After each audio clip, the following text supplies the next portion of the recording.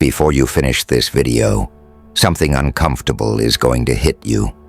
You're about to see moments where you thought you were sharp, strategic, even in control. But you were quietly lacking power without noticing. In 1502, a man walked into a room certain he would dominate. He had arguments polished, leverage planned, words sharp as blades. He believed logic alone would win. The man across from him barely spoke. No argument, no defense, no counteroffer, just presence, just silence. And by the time the meeting ended, the talkative negotiator had surrendered far more than he intended, while the silent man hadn't moved a muscle. That negotiator later recorded the encounter. His name was Niccolò Machiavelli, and what he witnessed in that room reshaped his understanding of power forever. There exists a force more persuasive than argument, more magnetic than charm, more terrifying than threats. And yet most people destroy it daily without knowing. In this video, I'll reveal 5 psychological mechanisms that make a person magnetically powerful. The 5th one is the foundation. Miss it, and everything else becomes performance. Understand it, and the way every room, every conversation, every relationship responds to you will change.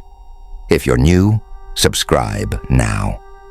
Most men won't hear this twice, and the ones who do, they start moving differently immediately. Mechanism 1, the structure of desire. There's a law at the root of all human interaction, and almost no one follows it. The person who wants less controls more. Not the richest, not the loudest, not even the highest status. The one who can sit at the table and genuinely not need the outcome. That person bends gravity. Robert Cialdini studied this through scarcity. He showed that anything perceived as harder to get increases in value. But here's what people miss. Scarcity doesn't just apply to objects. It applies to you. Your time, your attention, your presence. When you chase, double text, over-explain your value, ask, "Are we good?" after every argument. You flood the market with yourself. Oversupply destroys value. Look at Renaissance Italy. Advisors who survived weren't the most talented. They understood proximity as currency. They didn't crowd the prince. They positioned themselves at a distance that made the prince lean toward them. Being too available makes you invisible. A courtier under Ludovico Sforza was talented but everywhere. Every hunt, every council, every feast. He volunteered and praised constantly. Within 2 years, he became background noise. Another man, less skilled, appeared only when summoned, spoke when necessary, left before he was drained of mystery. The Duke sought him out, gave him land. Power is dosage, not volume. This applies everywhere. In romance, the partner who gives warmth but doesn't cling creates tension and craving naturally. In business, the consultant who says, "I'm not sure I'm right for this," often gets hired faster than the one who sends 14 follow-ups. One sentence communicates something primal. "I don't need this." Mark Manson calls it non-neediness. It's more important than confidence or charisma because the absence of desperation radiates from a place that cannot be faked. People feel it before you speak. Ask yourself, where are you leaning forward too hard? Whose approval are you chasing so aggressively you've forgotten how it feels to stand still? That invisible forward leaning is pushing away what you want. Stop chasing. Watch what reaches back. Mechanism 2, deliberate incompleteness. There's a reason unfinished paintings fetch more at auctions. A song that cuts off early lingers longer than a complete one. The human brain craves closure. Leave things partially unresolved, and attention returns. Psychologists call it The Zeigarnik effect. Machiavelli knew it centuries ago. Cesare Borgia gave only fragments of his plan to anyone. Generals, allies, each received enough to act, but never enough to see the full board. That gap created tension. Tension draws focus. Your power lies in the space between what people know about you and what they suspect. Most people destroy that space. They overshare, narrate their every move, explain their reasoning before it's even asked.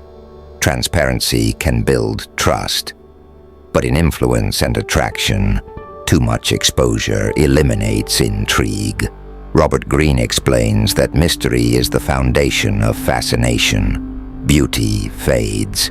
Wealth can be matched. Intelligence can be debated.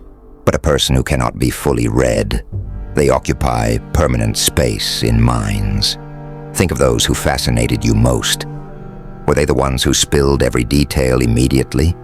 Or the ones who left you slightly curious, unsettled, unsure? Mystery is not lying. It's editing. It's deciding what to reveal and when. Not every thought deserves an audience. Next time someone asks what you're working on, don't reveal the blueprint. Give direction without destination. Something's been keeping me busy. I'll show you when it's ready. That creates investment, curiosity, and a reason for people to return. You're not hiding, you're curating, and curation is power. Mechanism 3. Posture. In nature, weaker creatures signal submission. Head down, belly exposed. Humans do it verbally. Sorry to bother you. I know you're busy. Just checking again. Each phrase signals hierarchy, saying, "You are above me." It works short-term. People may give scraps to stop your pleading, but respect erodes. Epictetus was born a slave. No leverage. Yet Roman elites sought his counsel. Why? Because he never positioned himself beneath anyone. His energy communicated, "I am complete. Join me or don't." That posture cannot be faked long. If inside you believe you need validation to survive, your body betrays you. Tone shifts. Eyes dart. Words overcompensate. Machiavelli saw it in princes who begged for alliances. They were conquered first. When someone knows you cannot survive without them, they own you. A Venetian merchant negotiating with the Ottomans framed his presence carefully. "I'll pass through your waters next spring. If discussion serves you, I'm available." He didn't beg. He positioned himself as value. They responded immediately. Desperation has a scent. It repels. Self-sufficiency attracts. You don't need approval. You prefer it. You don't need the job. You evaluate it. You don't need the relationship. You choose it. Stop leaking power. Stop bending for others. And watch the gravity form. Mechanism 4. Calculated friction. Easy access destroys value. In 1959, psychologists Elliot Aronson and Judson Mills ran an experiment. Volunteers joined a group either through an easy path, fill a form, show up, or a brutal, humiliating, demanding path. Those who suffered to join valued the group far more than those who walked in freely. Effort creates respect. Ease creates disposability. Apply this to life.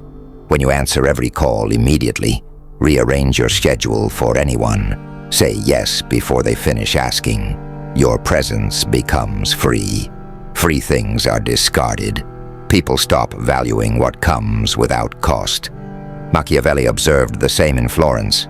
Rulers who granted access freely lost control. Those who required a demonstration of loyalty before granting an audience ruled with reverence. Your life operates the same way. When someone asks for your time, your energy, your presence, they should feel the weight of what they're requesting, not because you play games, but because your time genuinely carries cost. Say no to the wrong things to make space for the right ones. Not arrogance. Architecture. Consider a tailor in 16th century Milan. Not the most skilled, but his waiting list stretched 6 months. Why? Because he refused to rush.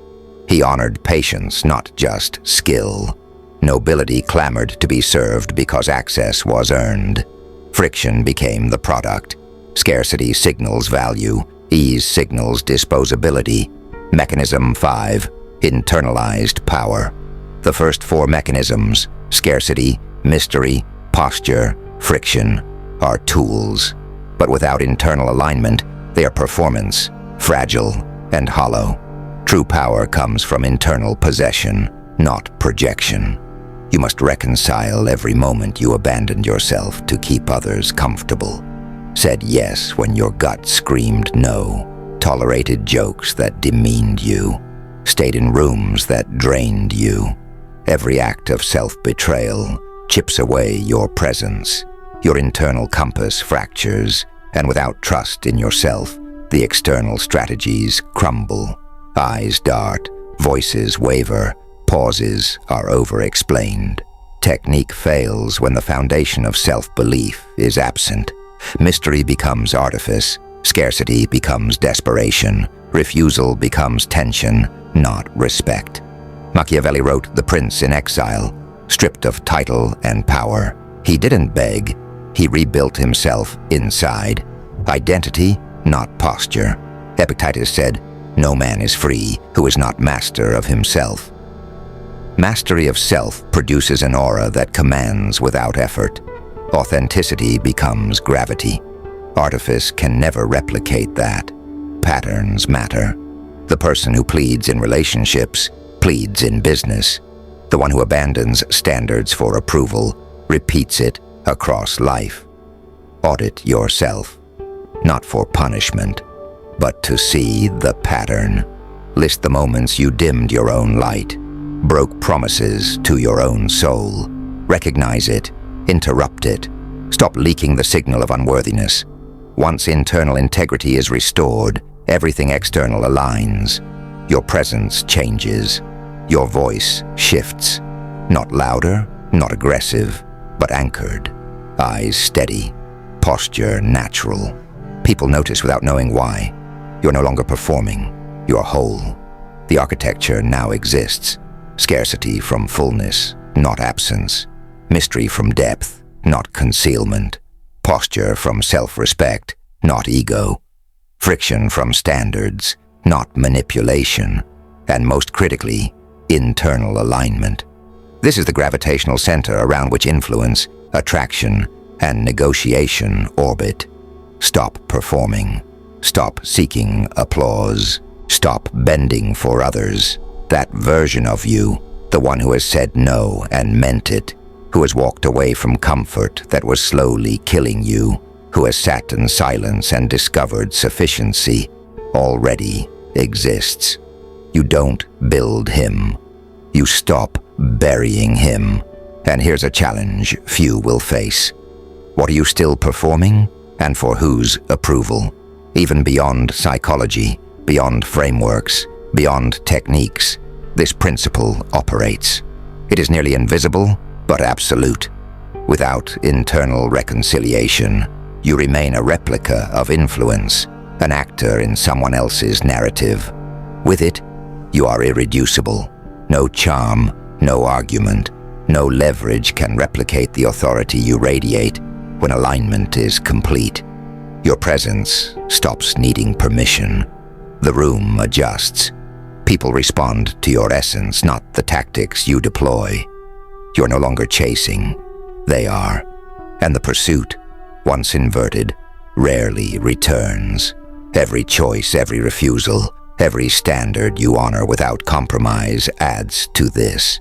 Scarcity, mystery, posture, friction. They become natural. Not because you act strategically, but because your internal alignment manifests outwardly. The fifth mechanism binds the other four. Without it, power is borrowed. With it, it is innate, undeniable. Technique without identity collapses under scrutiny. Authenticity, once built, becomes magnetic in ways that strategy can't. Bouyer didn't read books on power before that meeting with Machiavelli. He didn't rehearse silence. He acted from the core of someone who did not need the diplomat's approval. The difference between tactic and identity is what separates fleeting influence from irreversible presence. Now let's explore what it truly means to operate from that core.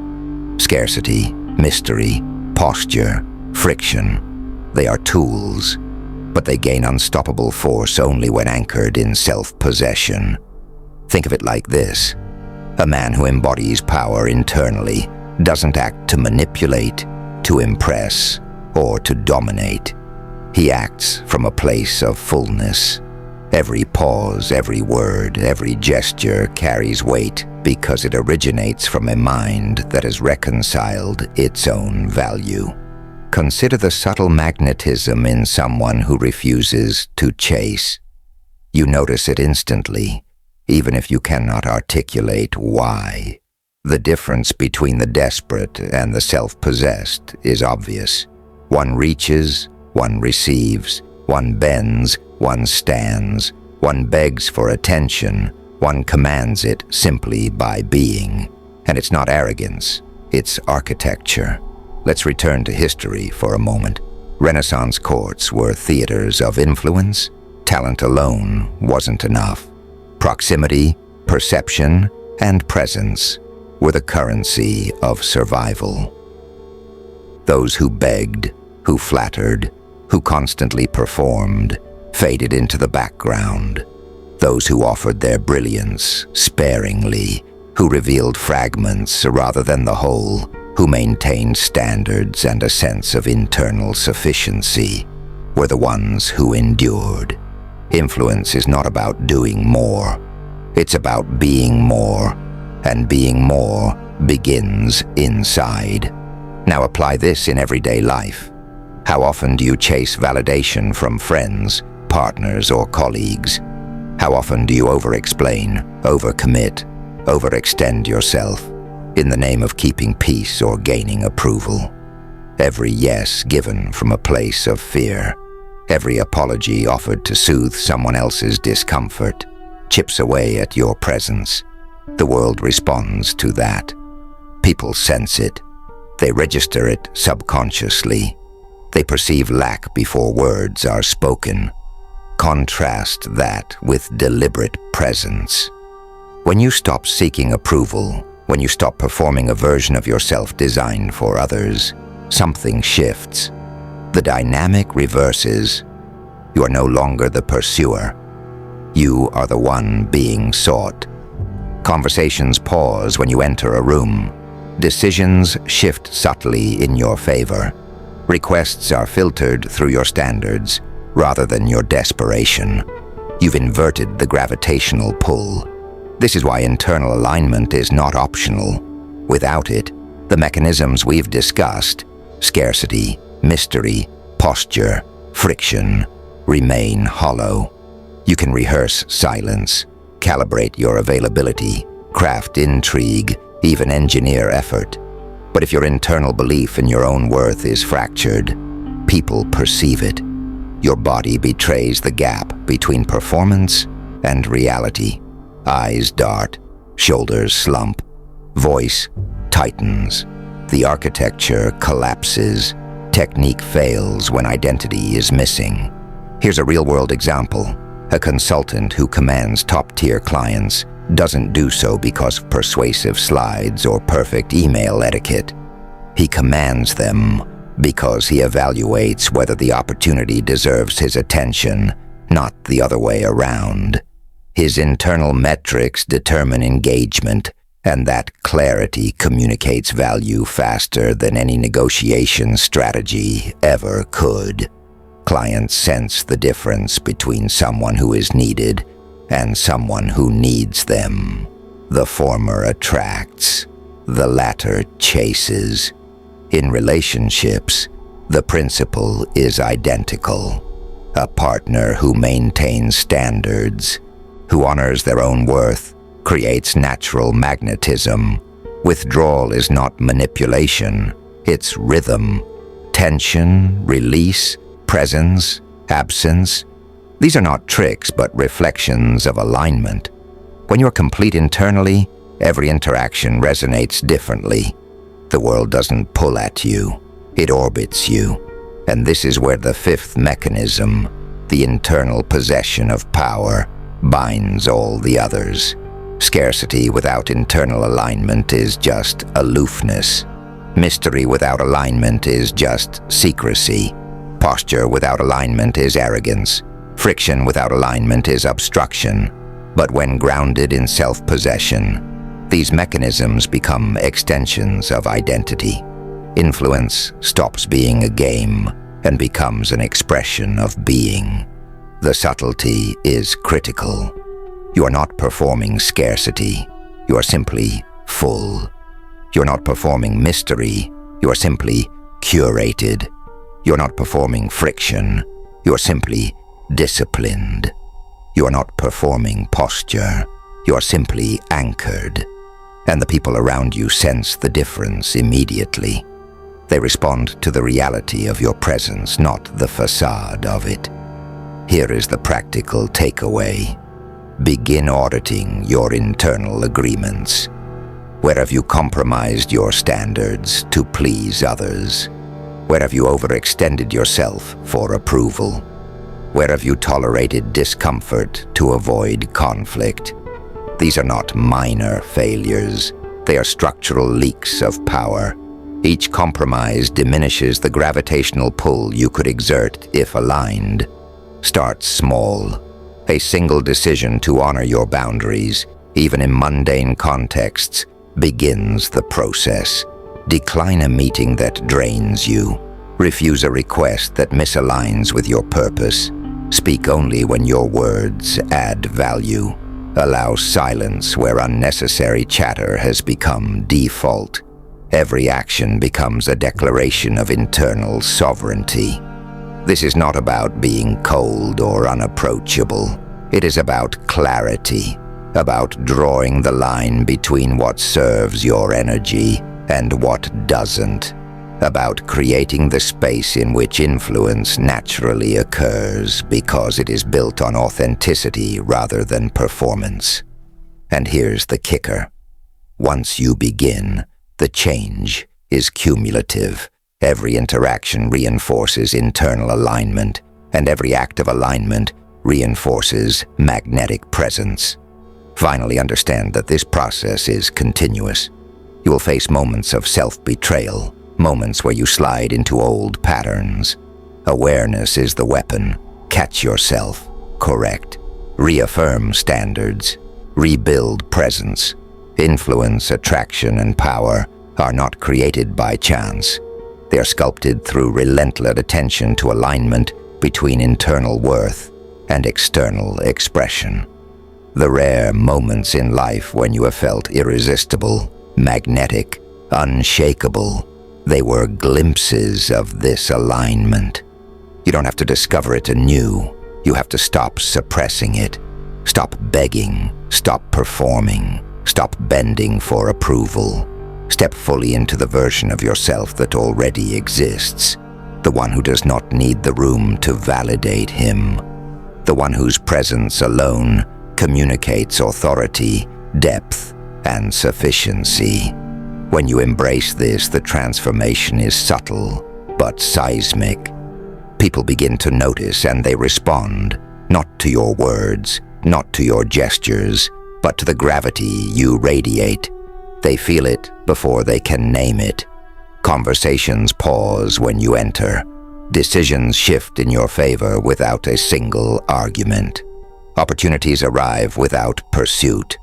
That is the invisible power of alignment between identity and action. This is the mechanism that underpins every historical example of lasting influence. Machiavelli, Epictetus, the Renaissance courtiers, they all understood that external technique is fleeting. The moment technique becomes a mask, rather than an expression of inner authority, it fails. Authority rooted in identity, in unshakable internal possession, cannot be taken, cannot be ignored, cannot be undermined. Ask yourself, in your own life, where are you performing a version of yourself for someone else? Where are you bending, apologizing, over-explaining, or seeking validation? That performance, however subtle, signals lack. It signals that you are not yet fully sovereign over your presence. And until you confront it, all the strategies in the world, scarcity, mystery, posture, friction, are just exercises in futility. Begin reclaiming yourself now. Audit the betrayals, the compromises, the small concessions to comfort others. Notice every yes given out of obligation rather than choice. Observe every apology offered before it was needed. Track every moment where you dimmed yourself to avoid conflict or discomfort. Recognition is the first step. Awareness opens the door to change. Next, choose differently. Exercise intentionality in every interaction. Allow space. Withdraw when necessary. Speak when your words carry weight. Refuse requests that misalign with your purpose, not from ego, but from respect for your energy. These choices are not manipulations. They are declarations of presence. Each one signals to the world, this is who I am, complete and sovereign. Internal alignment is cumulative. The more you act from a place of genuine sufficiency, the stronger your magnetic presence becomes. Scarcity becomes natural. Mystery flows effortlessly. Posture is rooted. Friction communicates value. These mechanisms no longer require conscious effort. They become extensions of your identity. The world begins to orbit you, not because you demand it, but because the gravitational pull of presence cannot be ignored. Consider the ripple effect. In business, you are no longer chasing clients. They are coming to you. In relationships, people are drawn to your rhythm rather than your performance. In social contexts, you are remembered, are respected, and sought after, not because of charm or tactics, but because of the quiet certainty that you do not need validation. You have become a force that others unconsciously align with. This is the essence of power. Not performance, not persuasion, not manipulation, but the magnetic force of authenticity fused with standards. Every mechanism we discussed, the architecture of want, deliberate incompleteness, the posture of kings, calculated friction, functions at its peak only when grounded in this foundation. Without it, they are hollow strategies, impressive on the surface, but ultimately fragile. Now take this to the next level. Begin practicing the principles immediately. Stop chasing approval. Stop over-explaining. Stop bending your standards for temporary comfort. Begin curating presence instead of performing. Introduce friction naturally into your life, not artificially, but through genuine discipline. Withdraw where needed. Reveal selectively. Speak with authority rooted in knowledge of your own value. Every choice becomes a reinforcement of internal alignment. And finally, confront the hardest part, self-betrayal. The moments where you compromised your integrity, where you stayed silent instead of speaking, where you acquiesced instead of standing firm. These are the fractures that erode presence. Write them down, acknowledge them, and let them inform your change. Do not dwell in guilt. Use them as a blueprint for rebuilding yourself stronger, fuller, and unshakable. When you do this, your entire world changes. People respond differently. Opportunities shift. The rhythm of life adapts to your presence rather than your pursuit. And here's the subtle magic. It isn't just about influence over others. It's about freedom. freedom from the need for validation, freedom from performance, freedom from the compulsion to chase what should be drawn naturally to you. Think of the moments in your life when you have glimpsed this version of yourself, the unshakable, complete version. You felt it in flashes. A conversation where you didn't need to justify your worth. A choice where you honored your boundary. A moment where you walked away and felt the quiet power in your refusal. That version exists within you. It's not something you create. It's something you uncover by stopping the habits that bury it. The final question, and the one that will echo in your mind tonight. What are you still performing, and for whose approval? The world has always been littered with performers masquerading as powerful. Rarely are they remembered. But those who stop performing, who cultivate identity rooted in self-possession, become magnetic. They attract naturally. They move through life with presence that cannot be manufactured. They command rooms without raising their voices. They shape outcomes without chasing them. If you take one lesson from this, let it be this: power begins within. The rest, the scarcity, the mystery, the posture, the friction, is amplified by the depth of your internal alignment. Build identity first. Let the mechanisms flow naturally from that foundation. Stop betraying yourself. Honor your standards. Stop performing for others. Step into sufficiency. That is the essence of mastery. That is the principle that guided the most influential men in history. That is the path to magnetic presence that transcends manipulation or tactics. You do not need permission to exist fully. You do not need approval to be worthy. You do not need the world to validate your value. It already exists within you, waiting for acknowledgement. So I leave you with this challenge. In the next week, identify one area where you have been performing for approval. Refuse it. Stand your ground. Honor your standards. Observe the shift, not just in how others respond, but in how you feel in your own skin. Step into that presence. Feel the gravity of sufficiency. Experience what it is like to move through the world not as someone seeking, but as someone complete. That is the fifth mechanism. That is the core. That is identity. And that is power. Remember, this is just the beginning. The depth of what we've explored stretches far beyond what words can capture. Every choice you make from here reinforces the architecture of your presence. Every boundary you uphold, every silence you allow, every refusal you make reinforces the gravitational pull of authenticity. And when you live this fully, people notice, not because you demand it, but because you have become whole. Click subscribe if you haven't, because mastery is not about theory, it's about practice.